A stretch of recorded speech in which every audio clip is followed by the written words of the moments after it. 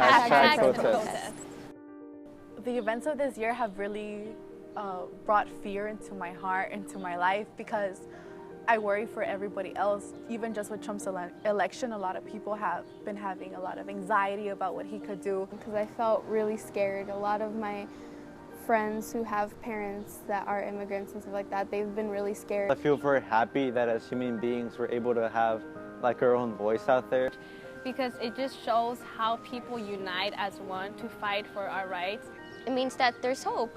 There is no such thing as giving up. It kind of reminds me that there are people out there that do care and that have the same opinions as I do. Like, they don't want this to happen and they know it's not right. It makes me very sad, but it also makes me want to do something about it, because I want them to know that they shouldn't be afraid.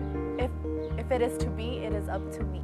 I plan to use my leadership by bringing knowledge back to my community, by going off to school, becoming a psychology major, maybe even a doctor someday, and coming back to this part of town, downtown LA, to help people and really empower them to do the same, to go out there and follow their dreams of whatever it is, to be a dancer, a psychologist, a doctor, like whatever they want to do.